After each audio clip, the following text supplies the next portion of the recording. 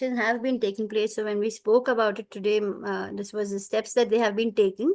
So you block it on your own phone and also please send the number to us. So let's begin by chanting Hare Krishna, Krishna Krishna, Hare Hare, Hare Ram, Ram Ram, Hare Hare. Has anybody started chanting newly? Have you tried chanting the Hare Krishna Mahamantra? Anybody in this group who didn't chant before and who tried to chant? Have been taking place. So when we no, I would beseech all of you, if those who are already chanting, nice. Those who have not chanted before, do, try to make it a habit to spend at least some time chanting.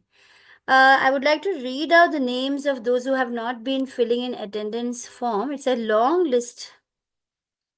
So, Dr. Meera Mataji, please do fill in the attendance. And Sarita Mataji is here. No, she's not here. Swayamprabha Mataji, I have not seen her attending the classes at all. Rati Pradha Mataji is not here. Raj Lakshmi Mataji is not here. Himajashri is not here. Dinesh is here? No. Amit Negi, today I think generally is Sunday also, people are less. Amit Negi also I can't find. Asha is also, I think, not here. Suresh Kumar, Pratyusha, Anjali Thakur. No. Vani. Vani Mataji, you're here? Hare Krishna, Vani Mataji. You've been regular Yes, so far, no? I think you've been coming regularly for the class, isn't it? Vani Mataji? yes, yes. Yeah. Are you a first timer or have you done this before? No, no, this is first time. Okay, okay. And how are you finding it? Like, can you give me a feedback? Like, what do you feel about the course, like up to the fourth chapter so far? No, actually, first two chapters I did not listen because I had a kid 3 months old. Oh, So, okay. so that's the reason. Yesterday I joined today, and the previous recording is also there, right? Yes, yes. And All the recordings are being posted in the group. yes, yes. In the group it is there. Second, I listened off actually. Okay, okay. Yesterday Where are only you I speaking listened. It from? is compared to recordings live. It is better. It Yeah, is yeah, any day. We so keep that's the thinking we'll reason. watch it later, and sometimes we miss it. We don't get time of Yes. live. It's yeah, Then true. yes, yes. Where are you speaking from, Vani Mataji? Oh, I'm from Hyderabad. Okay, okay. So you're Telugu only? Like you speak. Yes. Okay, Telugu, okay. English. Yeah. Nice, Vani Mataji. Please try to be there. It's nice that at a young age, you're joining these classes. Okay, okay. So that Only in Mangalore, like you people will do, or Hyderabad will also tell actually, this. most of the ISKCONs do conduct Gita classes. In fact, all ISKCONs will definitely conduct Gita classes, but 99.9% of them take some fee. Namnishta Prabhu of ISKCON Mangalore is one of the very, very few. In fact, I've not heard of any other ISKCON giving it free like this. So this is Yes, yes. completely free Actually, to from all 2 years levels. onwards, I'm searching, but unfortunately, I got this opportunity to listen of in a free classes. That too, it is good. That give Gita also I listen, but it is not for me. It is not comfortable. This is good for me. I'm trying to listen these Yeah, classes yeah, just actually. hold on. Keep this time slot, daily for your spiritual growth. So that's nice. Even though I forwarded to some of the people also, they might be listening or recordings or not. I don't know actually. Pratusha is there, right? She's my friend. Pratyusha, To you the, have called her, okay. Pratyusha yes, is yes. there, To but the I think members today I she's joined. forwarded. Yeah, I No problem. forwarded. Who is interested? To them I forwarded actually. Nice, nice, Vanima. That's a very good service because that is true compassion, like we discussed earlier. Yes, yes. Thank Swaroop, you. thank you, Mataji. Swarupini Mataji is here, not here, no? If you have, so Vani Mataji, do fill in the attendance. It Yeah, shows. yesterday I filled the attendance. Today Okay, also I will fill. all right. Sia Mataji is here. Sia Mataji, please fill in attendance. No, she's not here. Sangeeta Mataji, Radhika, Pavitra, Naveen Prabhu is here. I can't see Naveen Prabhu. Hi, Nandini. Hare Krishna Mataji. Ah, yes, yes, Naveen. Yeah, so this is my husband's laptop, so that's why it is named as Naveen's iPad. But I am his wife, so I am attending the Gita class now. What's your name?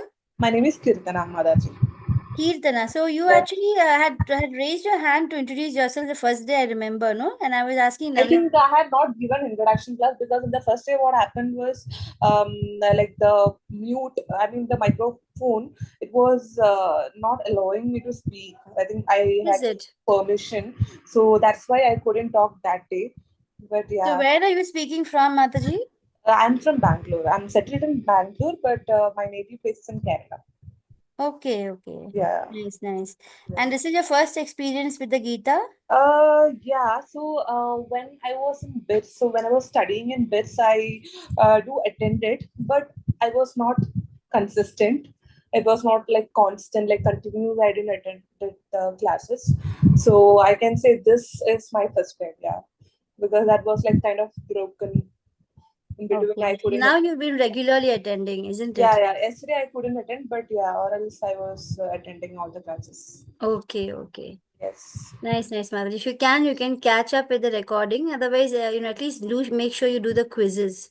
Yeah, yeah. Sure, sure, sure. I'll do it. All right. Yeah. Nandini Mataji is here. Meeta Mataji, Mahima, Lakshman. Then there's someone just iPhone. Deepa, Ashwath. Anybody here? Deepa, Ashwath. Devika. Devika Mataji is not here today. Amrita, Sahil, Rohit. Sahil is Sahil here? No. Rohit. You put in my name also, Praveena. I don't think there's another Praveena. Is there another Praveena? Pradyumna, Lalita, and Aishwarya Rajan. So anybody who has not been doing attendance, these are the names, and anyone else also, please make sure you answer the attendance. Did I not change the name of this class? It's showing as Namnishta. Okay, Namnishta Das Prabhu. All right, so let me share the screen and begin the class today. We are trying to finish chapter 4 and also chapter 5 if possible. The chapter 4 is basically about transcendental knowledge, and chapter 5 is once more Karma Yoga with a little more refinement. Chapter 3 was already Karma Yoga, so we'll be doing a little bit more understanding of Karma Yoga in chapter 5 with a deeper understanding. So, if I'm audible, can I proceed? I am not doing the prayer today because I've spent some time, and also Mataji, Mani Jain Mataji already did the prayer, so I'll skip the prayer. But whoever has made it today, Sunday evening, I congratulate them for taking the time for their spiritual growth and definitely paying obeisance to the beautiful deities of ISKCON, Radha Govinda Temple at Mangalore, Shri Radha Govinda Temple.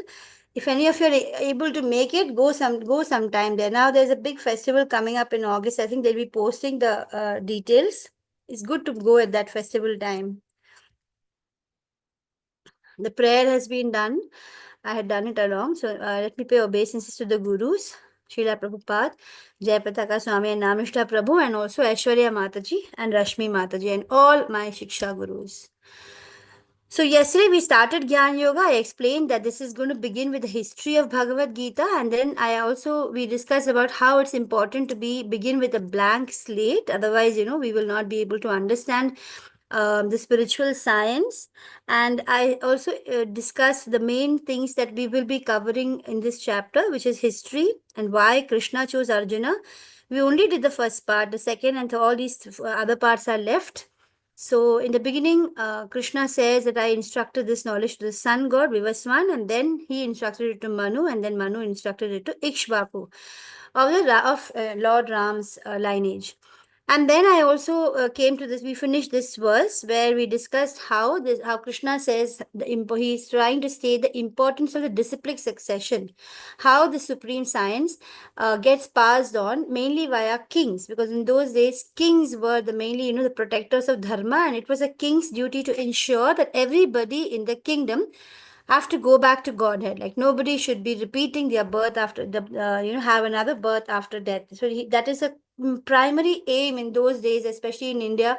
everybody knew that the aim of the human life is to stop the cycle of birth and death. Everyone was very clear about it, and the king's duty was to help everybody do that. So the Gita was, primarily passed on with the king, because once the king knows it, he would pass it on to everybody in the kingdom. Not like today, where everybody is lost, and more and more of the population are turning out to be atheists. And very clearly Krishna explains how atheists have got a demoniac nature, because without God you can't have the values, and that is explained in Gita. Initially you might wonder, what's the connection, but as you really contemplate and meditate on Krishna and you chant, you start getting more clarity on so many things which you are confused earlier. That's why, once more today, I request everybody, if you haven't ever chanted before, I really request you to start off with at least 10 times, just say 10 times the mantra, Hare Krishna, Krishna Krishna, Hare Hare, Hare Ram, Ram Ram, Hare Hare. So that, and increase it by 10 gradually. And by the end of the class, I would really be happy if everybody is chanting at least one round, just 108. It takes just 10 minutes, and I think that is, the least you can begin with. Those who are doing more, also please try to increase. So this is, we're in this slide where I want all of you to think by looking at this translation of verse 4.3, which says, that very ancient science of the relationship with the Supreme is today told by me to you. Who is speaking this? Krishna is saying. Krishna is declaring that I am going to tell you today the ancient science of the relationship that all of us, that is, in place of Arjuna, have with the Supreme. The Supreme clearly shows there's only one Supreme. There's not more. It's like any Supreme. Clearly, the Supreme, that means there is only one and only Krishna, is a Supreme Lord. And he says, the relationship that I have with you, you can be any Jivatma. And he says, why am I going to tell you this? So this is very important to note, because you are my devotee as well as my friend. Therefore, you can understand the transcendental mystery of this science. So every word in this verse, is very important. It tells us the qualifications we need to have if we have to be able to understand this transcendental mystery of the science of spirituality in the Gita. What are the qualifications? Someone can raise a hand and say.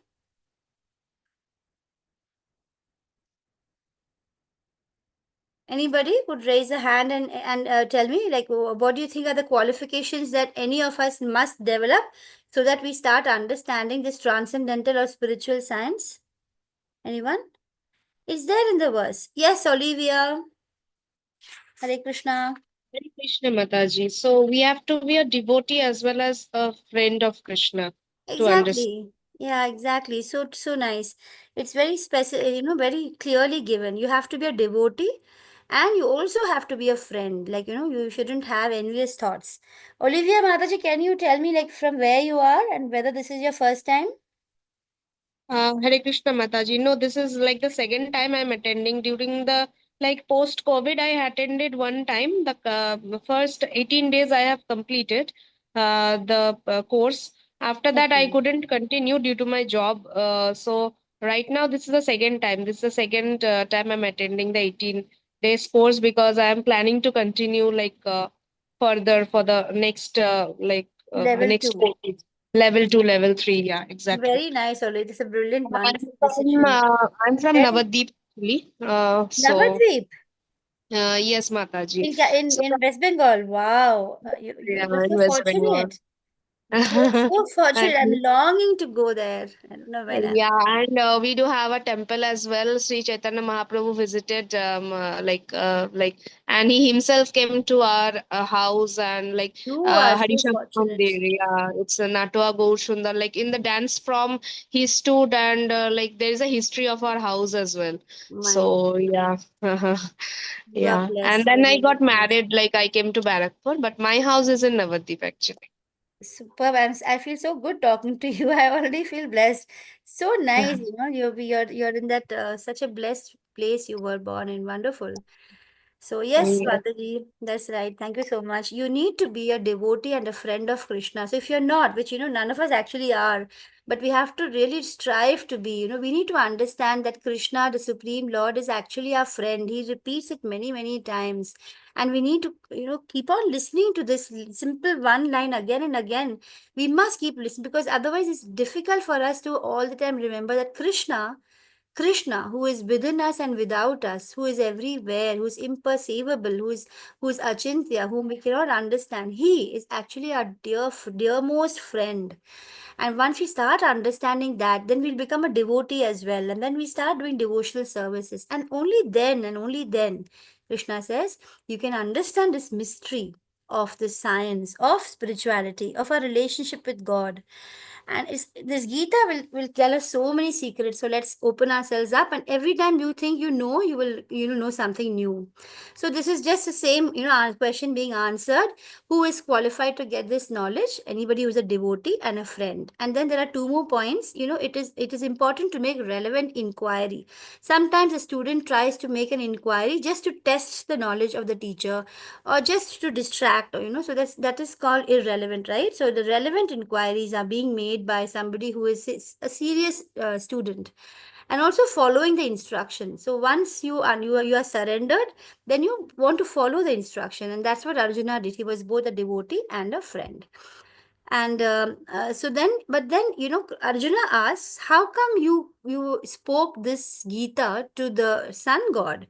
I mean, and so many millions of years ago, because right now you're my, he's just a cousin. They're cousins. They're roughly the same age. Krishna is, I think, just a few years older, but they are, approximately the same age. And says, you're my contemporary. How is it even possible that you said, you're there and you spoke it to the sun god? So this clearly shows, what a beautiful relationship they have. It's not like, oh, I'm not going to ask questions or I'm afraid to ask. Just openly, whatever thought comes in mind, you can ask. You should ask. And then here there is a takeaway. It says, among the cheater and the cheated, who is the one really at loss? Now, why are we discussing this? Because there are many cheaters, gurus, teachers who take the place of the cheaters who pretend to be teachers in this world, and it's very easy to get cheated. So unless you're sincere in your devotion, the right guru will not come to you. So then, among the cheater and cheated, who is the one at loss? Obviously, the cheated. Because the cheater is taking advantage of the cheated. He is probably trying to make more money or whatever. The cheater will always try to flatter his followers. He'll ask them to continue their lifestyle. Here in this group of ISKCON led by Srila Prabhupada, you will never find them just allowing. There will be no leniency, although they will be motivating. They will not be forceful, but they are very clear. This is how the Gita Krishna is stating, and this is it. They won't try to say, oh, you can moderately have some drinks, it's okay, you can moderately, they won't give you that kind of leniency. Whereas those who are flattering and cheating type of teachers, they will allow you to continue. Oh, it's okay, you can get up late. But here you will find, constantly the devotees will tell you, why don't you try to get up in Brahma Muhurt? Why don't you and try to chant? So, they are just those who are cheaters. They will just do whatever they feel like. They will allow you to be whatever you are and just pander to whatever you want to listen to, whatever the common mass is. Not you, because all of you have come to the right place. Those who get cheated, and then they just keep paying me money. Therefore, it's the duty of those who are cheated to be precautious instead of allowing yourself to be cheated. You should avoid being cheated. The only way to make sure we avoid such cheaters who give us wrong information is that we get information from a certified source. And there is no better source than Krishna himself. And you should find a teacher who is able to explain to you the words exactly as what Krishna is saying and not twist it. Therefore, you need to stick to parampara. And this class we are in is in the Gaudiya Madhava parampara. It's in parampara. And therefore, it's bona fide. Now, in the fifth verse, Krishna is saying, श्रीभगवानुवाच बहूनि मे व्यतीतानि जन्मनि तव चार्जुन तान्यहं वेद सर्वाणि न त्वं वेद परन्तप. So this is again very important verse. Krishna is saying that I have spent so many I remember all the different lifetimes, but you cannot remember, because Krishna is the one who gives us memory and forgetfulness. Whatever we need to remember, only Krishna will give us. There are so many births in which we have been there, and it's like endless. You don't remember them, but I remember. Not only me, but everybody. We've all been there. It's like the soul is eternal. That's what he's trying to point out. Talking about the souls being eternal, here there is a series of slides which are amazing in terms of the amount of knowledge which is there in hidden in the scriptures, which people are not aware of. We can at the best think of history in terms of, okay, when did the Indus Valley civilization begin, or something very very little. Whereas the scriptures, the history is so it's unbelievable. If you look from here down here, okay, just look at this Divya Yuga. One Divya Yuga is made up of four yugas. They are Satya Yuga, Treta Yuga, Dwapara Yuga, and Kali Yuga. So right now, like we are in one. There are many such Divya Yugas. Okay, so one Divya Yuga is made of four yugas, and the Kali Yuga itself is made up of an unimaginable number, 4,32,000 years, and we have only finished about 5,000. So people say, oh, Kali Yuga is going to get over, and Kalki is going to come maybe next year, or then they'll make all sorts of weird. I've even heard this strange thing. Somebody says, I am actually Kalki and all that.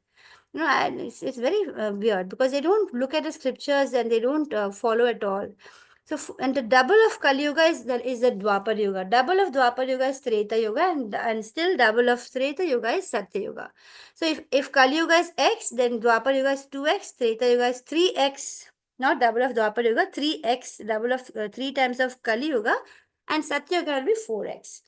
And such, this Divya Yuga, one of them is made up of 4.32 million years. It's all very unbelievable numbers. And then we have a Manvantara, which is made up of 71 such Divya Yugas.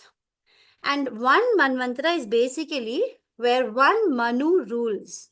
All this we can't imagine. See, for example, if you compare the life durations of people on Earth itself, right, of living entities on Earth, we have some insects which live for just one day. Whereas like human beings are approximately 100 years, right? So similarly, we have to understand that it is possible that there are, these Manus who can live for 71, the life of one Manu, 71 Divya Yugas. It's so unbelievable, isn't it? Like, it's the scriptures reveal to us really vast amount of knowledge, and you have to believe it, because it's coming down from Krishna. Like, so once you know that we cannot ourselves imagine all these things, but they are there because they're given to us by it's a word of Krishna. And so 71 such Divya Yugas is a lifetime of one Manvantara. And how many Manvantaras there in one day of Brahma? So you can imagine Brahma is actually in the topmost position of the whole material world. So his life is kind of the longest.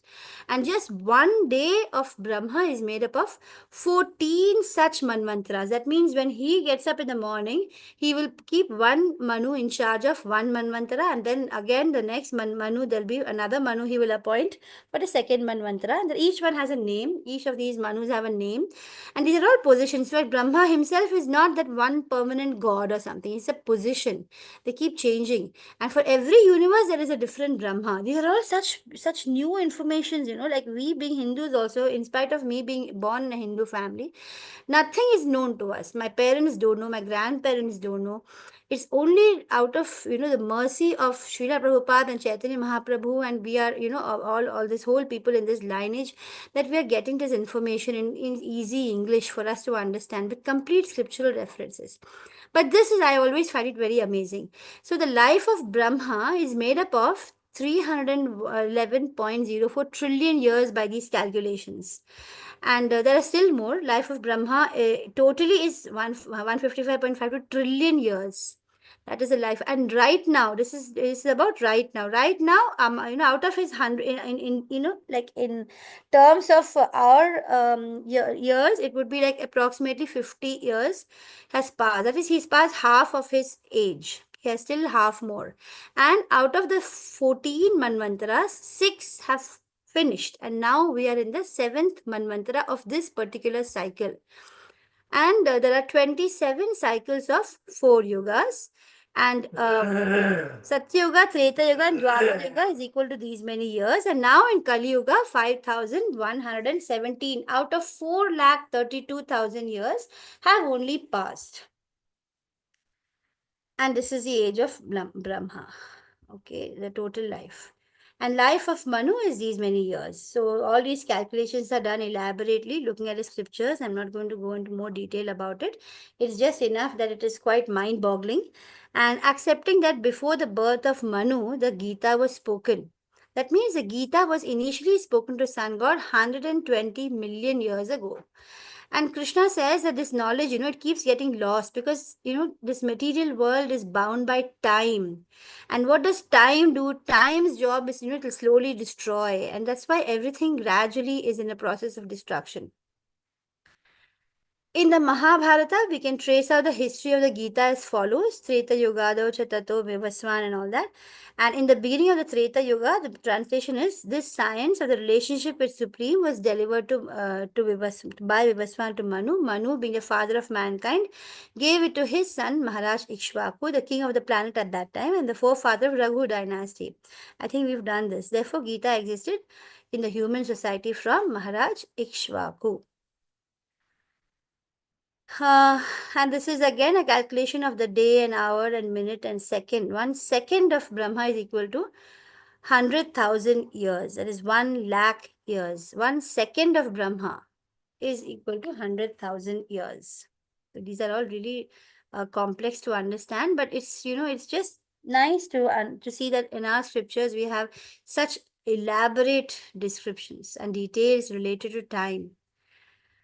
Here we have these 4 paramparas. So ours, as you can see, Srila Prabhupada is here. Ours comes in the first one, which is the Lord Brahma Madhvacharya. This is our parampara. And then there are 4 paramparas, Sri Lakshmi parampara, in which the chief acharya is Ramanujacharya. And then we have the parampara which starts from Shiva, Lord Shiva, and Vishnu Swami is the main acharya there. And then we have 4 Kumaras. The 4 Kumaras parampara, the main acharya is Nimbarkacharya. So, just as when you want to study something, you will look for the university, right? Whether it is recognized. You want to go to only those which are recognized. So, if you go to something which is not recognized, you will get knowledge which is not, which is not correct. Therefore, you should be very careful and wise in choosing your parampara.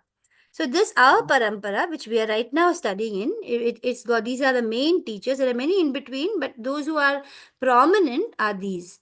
So it's very, it's great. It's kind of this, we get blessings by reading them. Therefore, I'll quickly read it. Krishna, then Brahma. Krishna gives it to Brahma, Narada, Vyasa, Madhva, Padmanabha, Narahari, Madhava, Akshobhya, Jayatirtha, Jnana Sindhu, Dayanidhi, Vidyanidhi, Rajendra, Jayadharma, Purushottama, Brahmanya, Tirtha, Vyasa Tirtha, Lakshmipati, Madhavendra Ishwarapuri, Lord Chaitanya, Rupa, Swarupa Sanatana, Raghunatha, Krishnadasa, Narottama, Vishwanatha, Srila Jagannath Das Babaji Maharaj, Srila Bhakti Vinod Maharaj, Srila Gaur Kishore Dasa Babaji Maharaj, Srila Bhakti Siddhanta Saraswati Goswami Maharaj, and A.C. Bhakti Vedanta Swami Srila Prabhupada. So our, whom we are following, that is Swami Prabhupada, his guru is Bhakti Siddhanta Saraswati Goswami Maharaj. Okay, that we just did that because it's we get blessings by reading those names. Now let's quickly see that what are the other things covered in chapter 4. We come to know how Krishna appears. How does Krishna appear? Krishna says, although I'm unborn and my transcendental body never deteriorates. So these are all very important to understand Krishna. Every word carries weight. We must realize that Krishna does not have a material body made up of earth, water, fire, air, and ether like us. So Krishna is unborn. That means he's always been there. He just appears as Vasudeva and Devaki's son.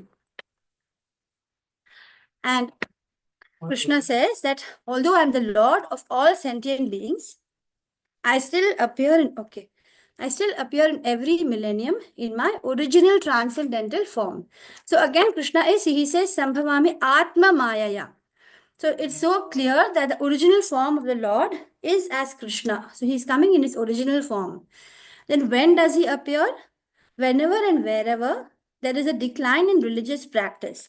So clearly Krishna is saying, stating that there will be decline. He knows, he's stating it that in this material world, everything deteriorates. And that is the nature of this material world. That's why he wants us to escape from here.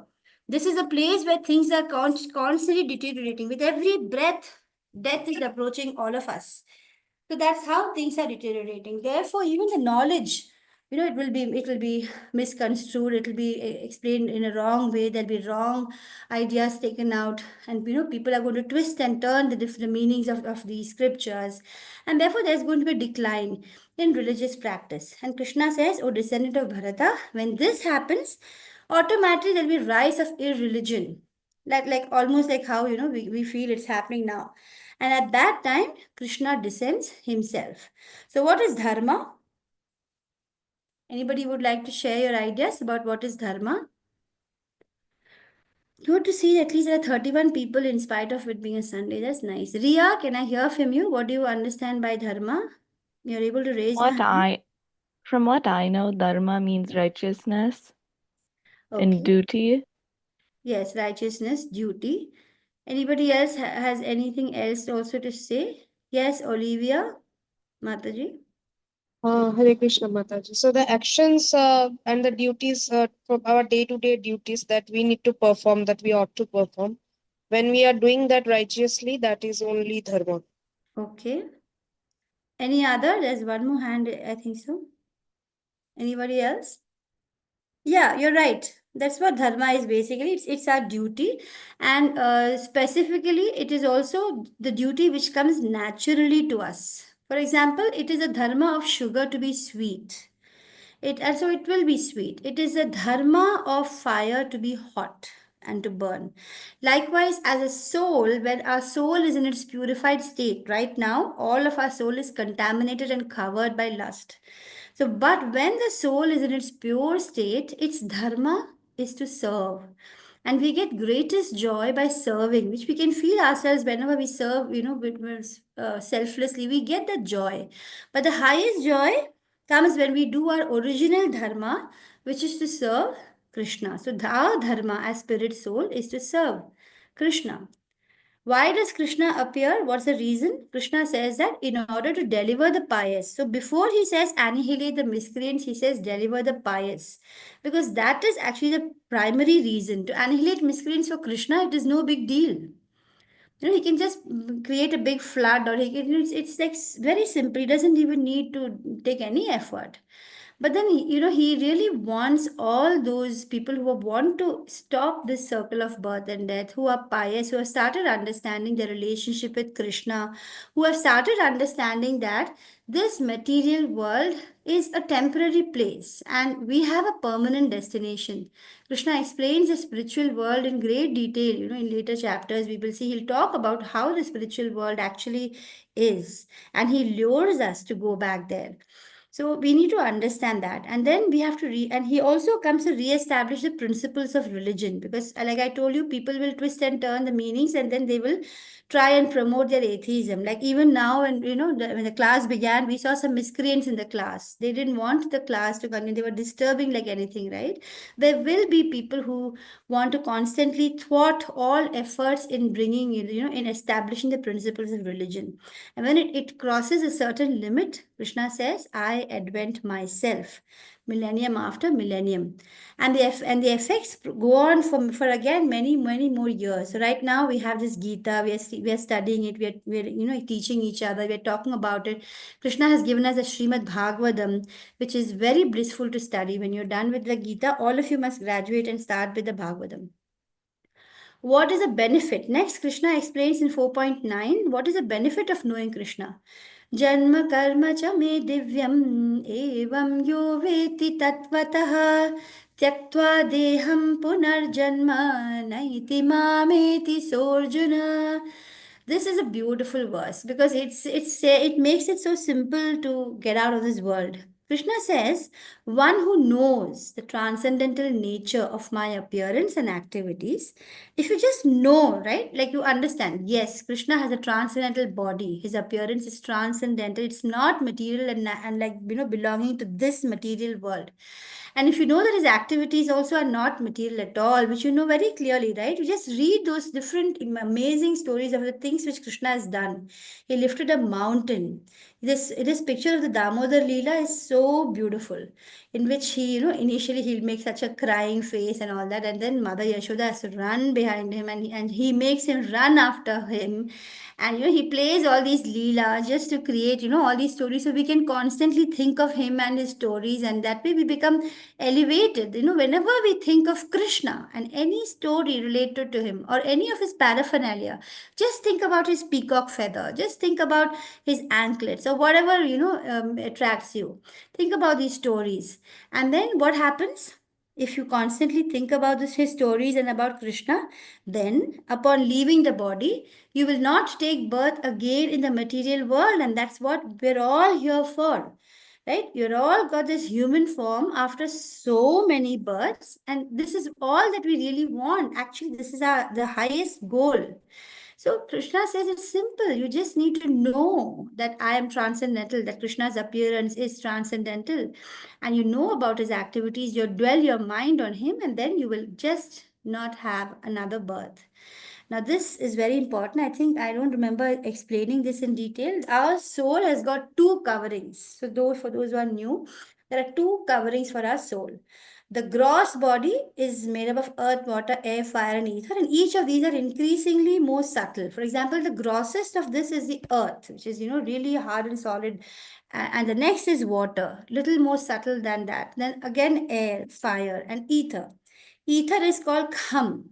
This ether is something which the scientists have still not discovered. It's actually, when they say it's vacuum, there is still something there which is very subtle, which they don't know. Or they say the space is full of vacuum. But there is sound om over there, which traverses on ether. So there is something which is more subtle called ether.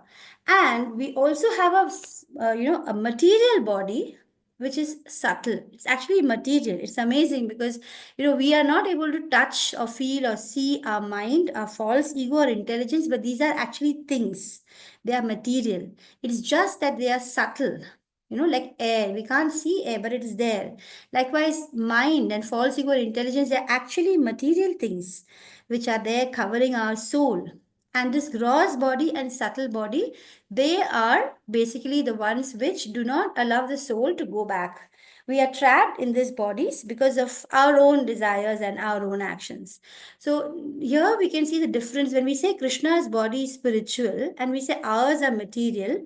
That is, these are the differences. One is it's our form is because it's material, it's temporary.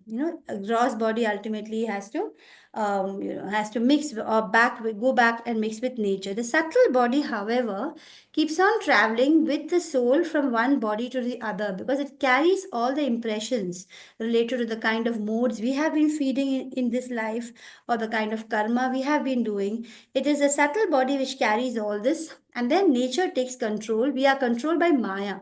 Maya will take control. Maya is the same as nature, and she will take control and put us into whichever body. We will be pushed into the womb of a mother, of a body, which we deserve based on our karma and our desires. So we, therefore, are completely under the control of Maya. Whereas Krishna, he is a controller of Maya. Maya does everything by the instructions of Krishna. Not a leaf moves without Krishna's instructions. So Maya also has to follow everything that Krishna wants. Then this next verse is also really important. It says that Krishna will reward us based on the path we choose. Now, this is a very important verse which goes against what many people propound. You will find many people say, it's okay, you just pray to anything, and then you can get the Supreme Lord. Now, Krishna says here very clearly, no, that's not true. You take a ticket for going to Bombay, and then you say, I want to go to Calcutta. You think, are you going to reach Calcutta? You're not. So if you're going to pray, for example, you're praying to Lord Shiva, then you will go to Shiva Loka.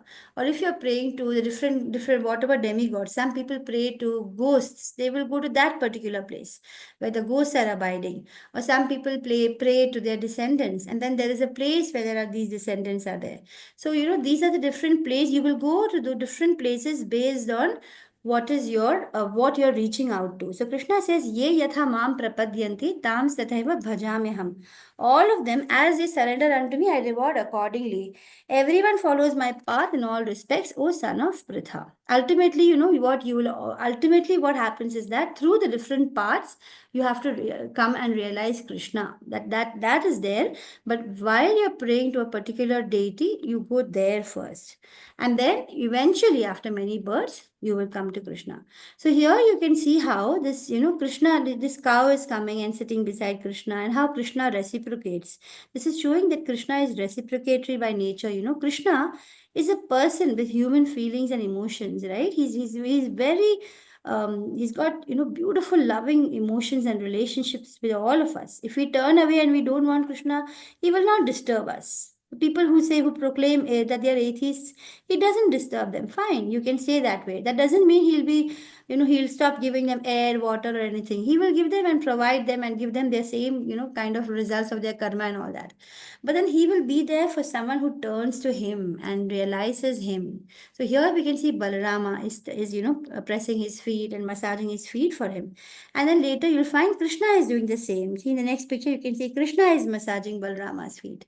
So Krishna is very reciprocatory. To the degree to which you surrender to him, he will be there for you. Now, has anybody in history able to know Krishna? Has anybody succeeded in understanding Krishna? Very much, yes. So here Krishna is saying that he's giving us hope. He wants us to be hopeful.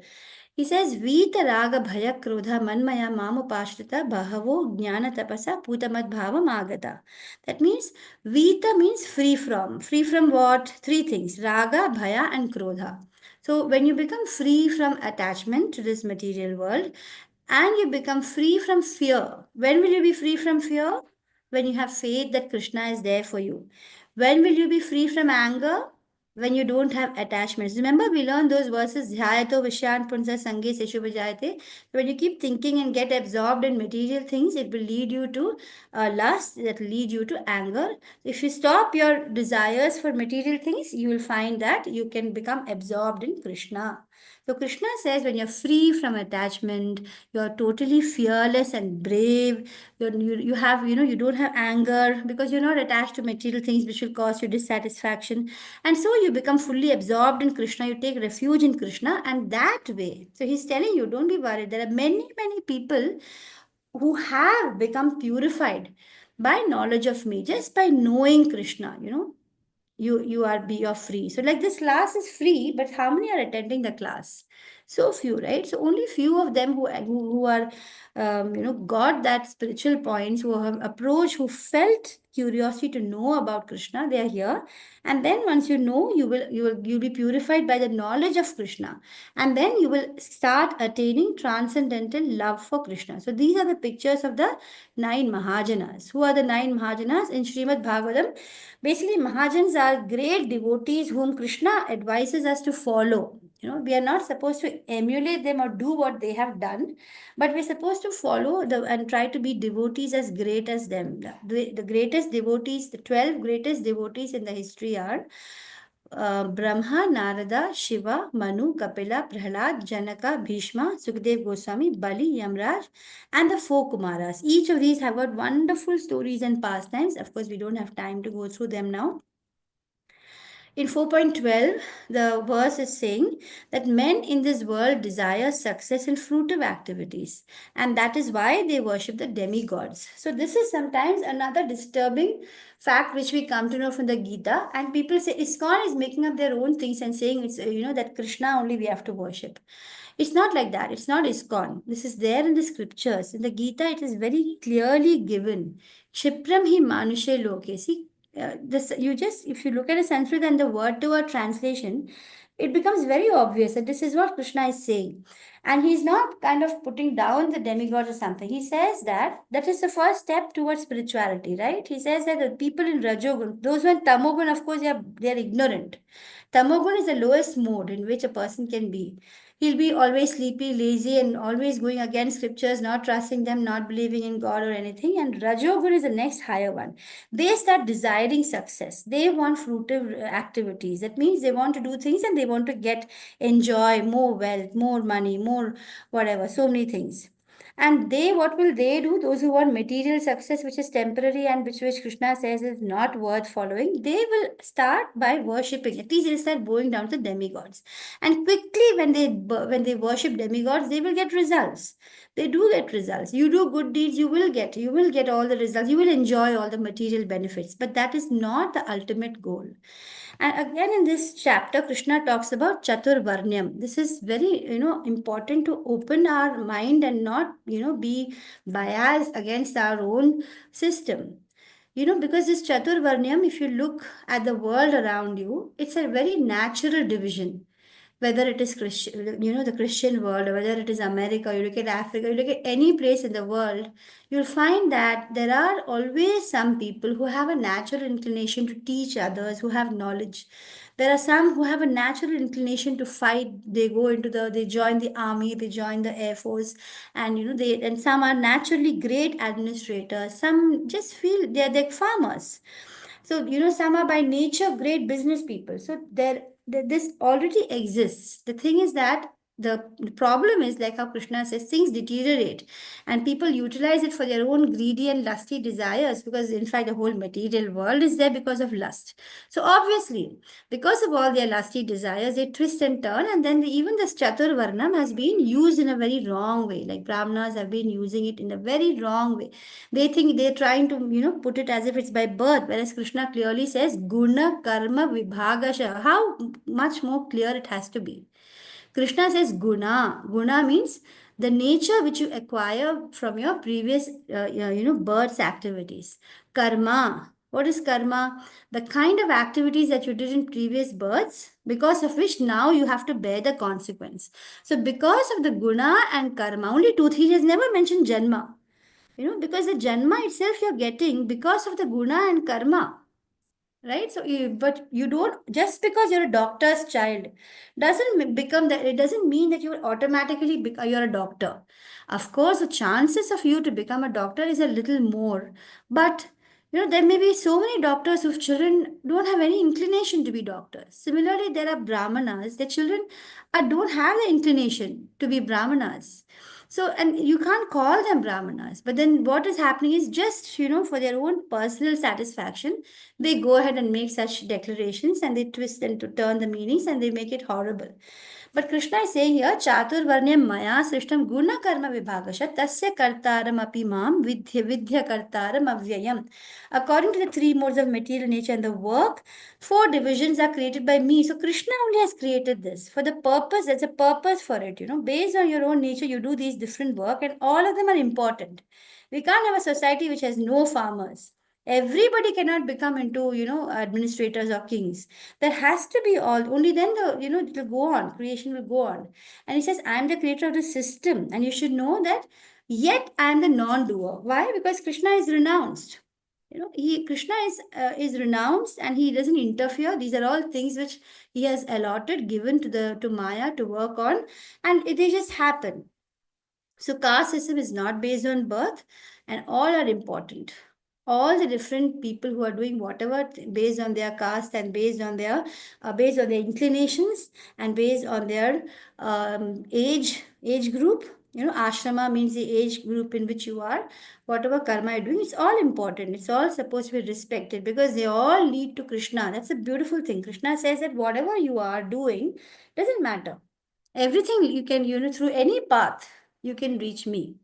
This is clearly said in the Gita. So the so-called caste system followed today in so much of the world is refuted. In this verse, one so clear. Being son of a cardiologist makes one more likely to go for that profession due to upbringing and early grooming, but doesn't automatically make him a certified heart surgeon. You can't say, oh, I'm the doctor, I'm the son of a heart surgeon. So, Akam, I'll do a heart surgery for you.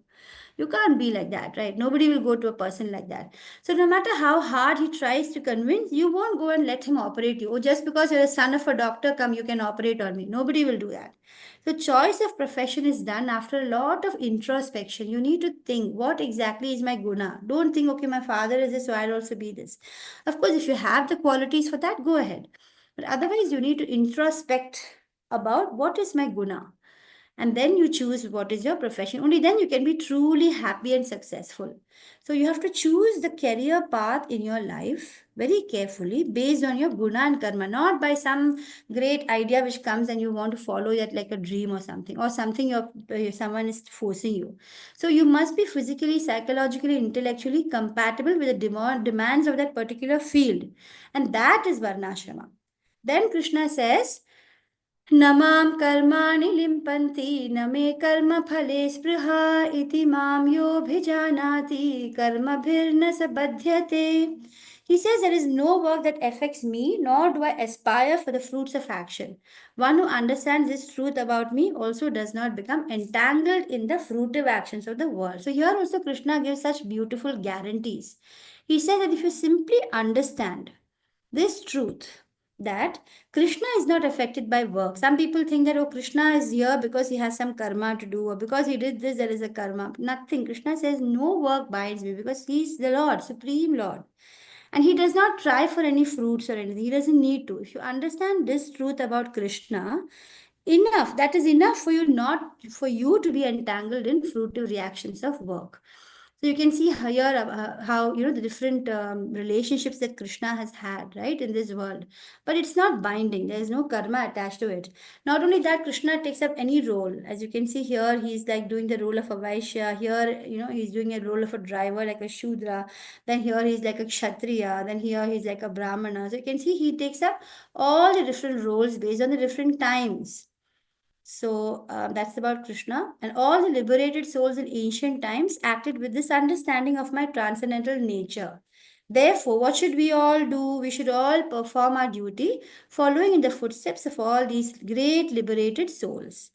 Now, this is another important verse. It talks about the intricacies of action. So, karma is not easy to understand. Like I told you, different karma that we do, it has the fruit will come at different times, and it's very difficult to really understand. So therefore, one should know properly what action is, what forbidden action is, and what inaction is.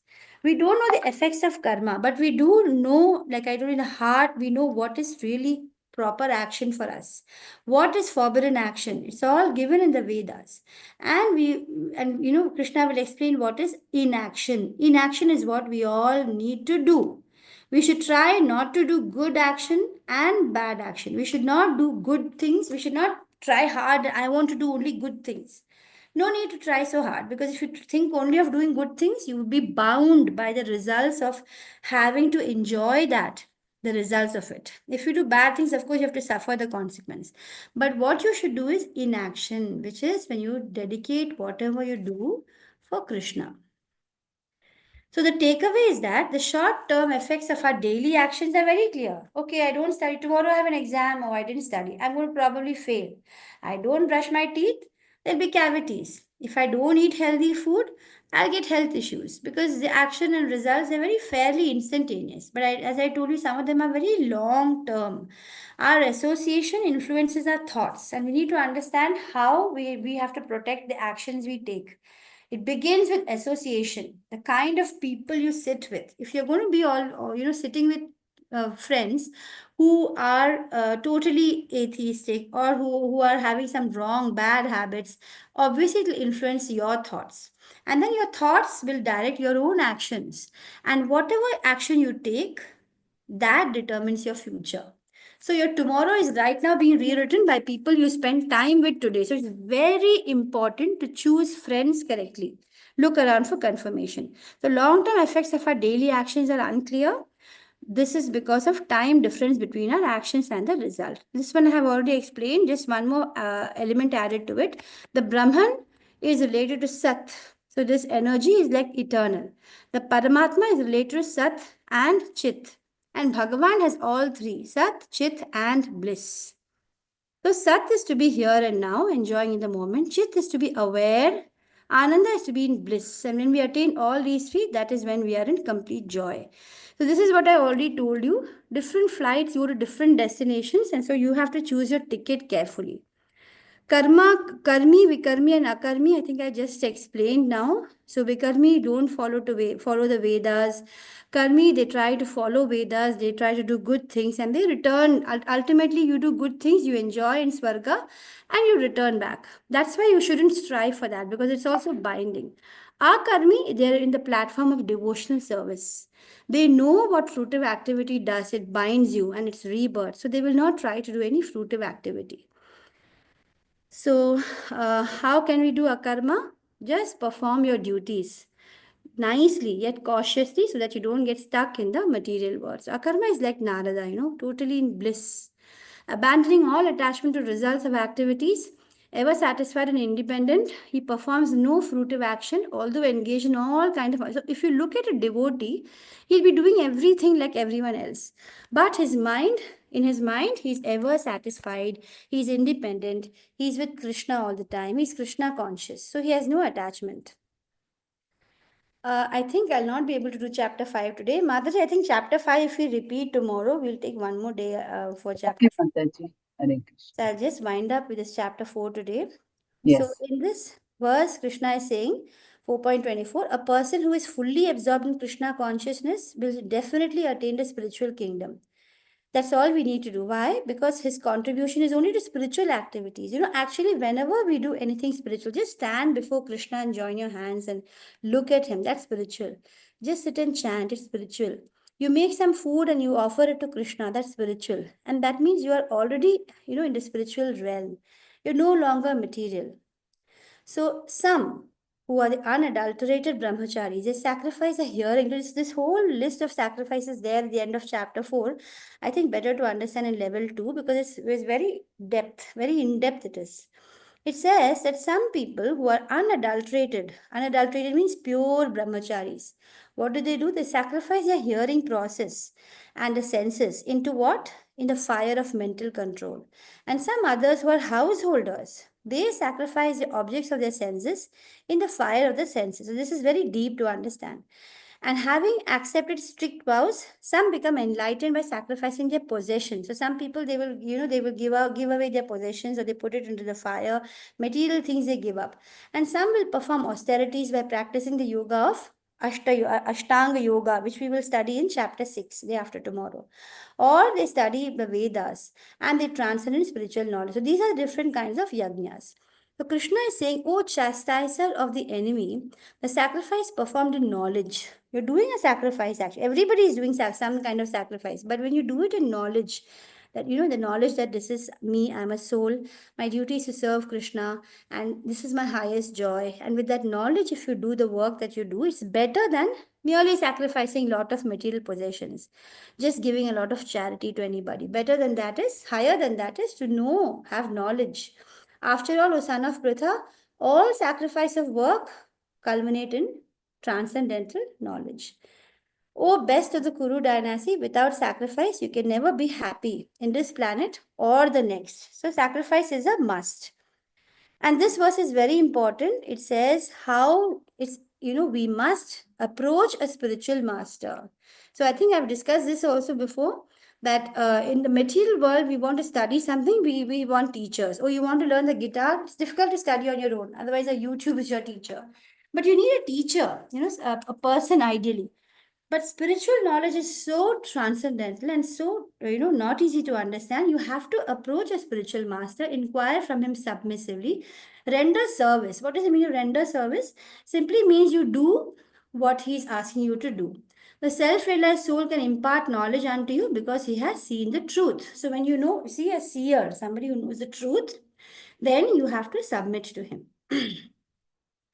Even if you're considered to be the most sin, this is again a very amazing verse. It says that if you are situated in the transcendental knowledge, even if you're appearing to be doing something which is sinful, you will be able to cross the ocean of miseries. Why will you be able to cross the ocean of miseries though you're doing sinful things? Because you are in the boat of transcendental knowledge.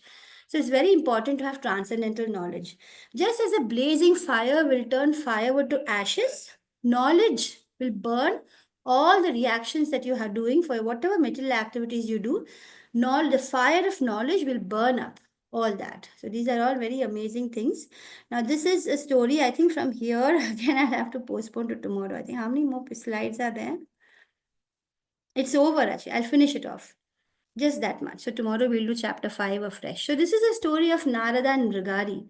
This Mrigari is a hunter.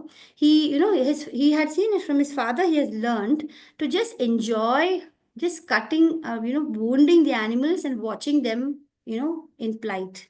He was, had that cruel mentality because he was born into that kind of a family due to his own karma, whatever. And then, by the grace of a devotee, that is like Narada, just by speaking to Narada for some time, he realizes that what he's doing is not good.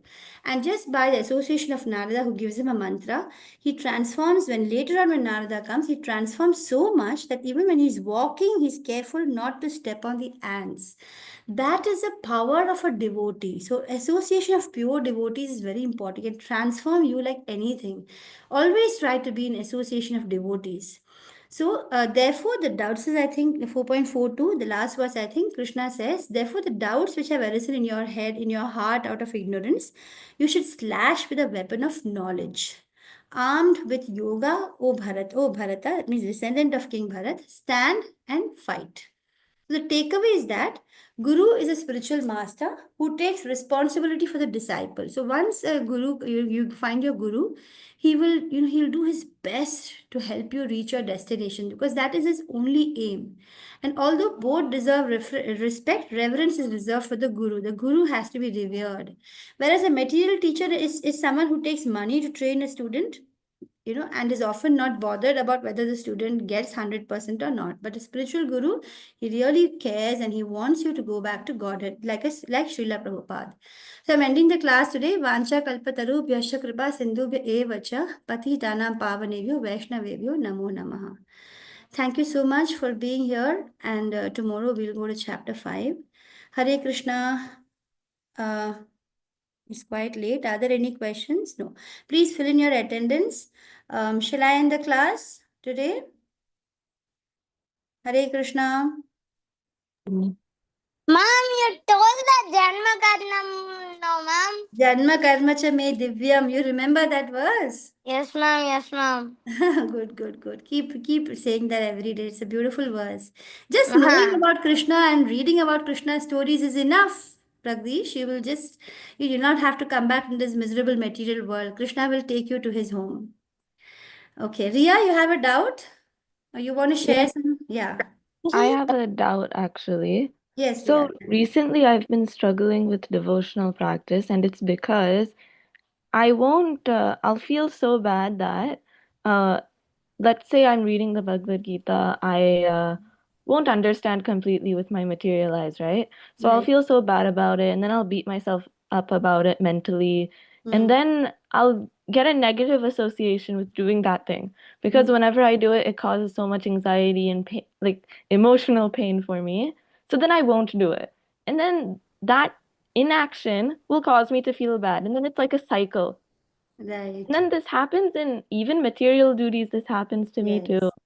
Like I feel so bad about making mistakes and then like So my all suggestion these would be, things. Ria, in the material activities, going through these dualities is definitely, not worth it once you understand this spiritual knowledge. But in spiritual things, feeling a little anxious and then feeling a little joyful is okay. It's okay to feel anxious that, oh, I didn't understand. Let me try and understand. Oh, why is it that I'm not understanding this? Or why is it that I want to chant, but today I didn't chant? Or why is it that I wanted to read this, but Krishna's story of this book today, and I didn't? So related to spiritual growth, if you feel a little anxious, don't feel bad about it. Don't beat yourself about it mentally. Just feel that it's a part of my growth. You have to feel a little anxious. You have to feel irritated when you're not understanding. You have to feel that desire. I want to understand and I'm not understanding. I have to do something about it.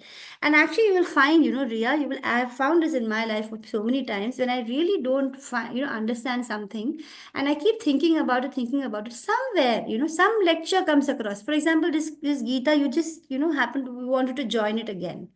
So, somewhere it'll open up, and that what you're seeking, that knowledge, it will reveal itself to you.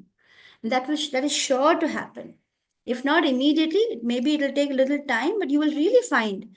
I found sometimes in the same day, morning, I would be wondering about something, and then by afternoon, maybe somebody would have sent some link or some lecture I would be listening, and I get the answer to it. It's really amazing how Krishna, reveals himself to us. So just stick on and don't worry about the anxiety related to it. It's a good anxiety. Okay, thank you. Yeah. Hare Krishna, Mataji. Hare Krishna, Mataji. Just a question. So we chant the 16 rounds, but Yes, not all the rounds is out of concentration. It is that's just true. that we have to complete. And there are days when I fail to complete also. So how Tripti do we Mataji, it's go all a about it? process. It's a journey, Tripti Mataji. The mind is like a little infant or like a monkey. Yeah, The nature of the mind is to keep wanting to crawl outside like a little infant, or it's like a monkey wants to jump around. So correct. this mind needs to be trained, and it doesn't happen in a day or two. It takes practice. Krishna says, abhyasena to Kaunteya. So with practice. So, just be happy that you're feeling the desire to stick on. That is the achievement. Don't worry if Okay. you don't reach there immediately. Just stick on and practice. Definitely, the mind cannot be controlled in one go. Every day when you chant and you try, you listen to different japa talks where they give you different advice. Like begin by looking at the picture of Krishna, or somebody will say, if you like a particular verse, say that. Some people say the whole Shishtashtakam. If you know Shishtashtakam, it's written by Chaitanya Mahaprabhu. It's very beautiful. Something you like, you say that, you say a prayer, or you just feel grateful to Krishna. Oh, Krishna, I'm glad you gave me this knowledge, because otherwise, like a fool, I'm running around material things. And what a shallow life I had. And then you feel good. At last I got. So fill yourself with gratitude and try to connect slowly. Listen to one chant at a time and tell your mind, I'm just going to chant just 10 more. And then after I say, okay, now 10 more. So, you can actually cheat your mind, because you are not the mind. The mind has its own mind, right? So you can, Correct. gradually train up the mind, and it's perfectly fine. It's very difficult to control the mind. Even Arjuna says that, but just stick on and keep trying hard. So I request everybody to start chanting the Hare Krishna Mahamantra. Mataji, if you have something to share, the if you could share the Panch Tattva and Hare Krishna Mahamantra in the group, so those who are totally new, they can start chanting. Sure, Mataji. Okay, so thank you so Yeah. much. I'll end the Thank, class now. sure. Thank We'll you. continue discussing tomorrow. Thank you Yeah. so much. Hare Thank Krishna.